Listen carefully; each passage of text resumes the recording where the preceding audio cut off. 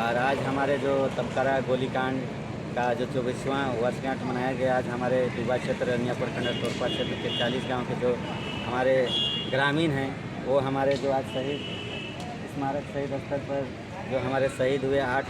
हमारे भाई पिता जो भी थे उनको श्रद्धांजलि देने के बाद जो सभा हुआ उसका समापन हो चुका है। और इस समापन में सभा में मुझे भी 2 शब्द रखने का पहली बार मौका मिला। मैं भी एक डुबा क्षेत्र के गांव से ही बिलोंग करता हूं और अपना समाज या हमारे क्षेत्र का जो समस्या है उसके लिए हम भी लड़ रहे हैं। तो हमारे बातों को सुन के हमारे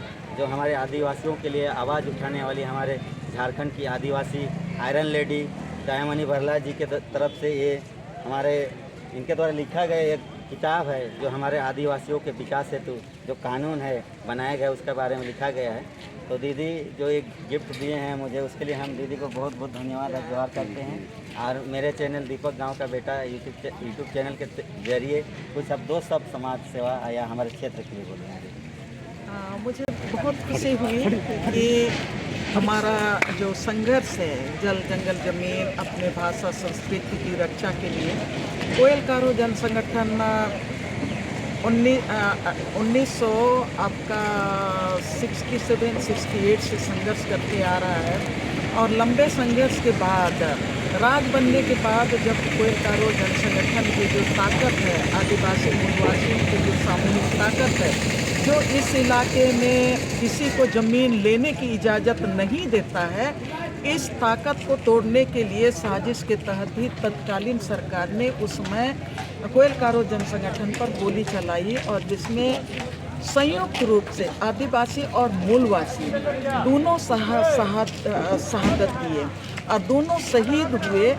और इसी क्षेत्र से जहाँ से हम लोग उस समय सोचते थे, मैं भी सोचती थी कि हमारे जो समुदाय है आदिवासी समुदाय है, मूलवासी समुदाय है, किसान समुदाय है, इस इलाके से मीडिया से जुड़े हुए लोग नहीं हैं। तब उस समय हम लोगों को लगता था कि हमारे सवालों को कौन उठाएगा, हमारे इतिहास को लिखने वाले, हमारे इतिहास की जानकारी तो हम रखते हैं लेकिन इसको आगे बढ़ाने के लिए कौन खड़ा होगा। तब हम लोगों को लगता है, मैं भी कोयल कारो आंदोलन में रह के ही पत्रकारिता शुरू की और कोयल कारो जन संगठन जैसे आंदोलन ने ही मुझको भी पत्रकार बनाया। और उसके बाद आज मैंने कई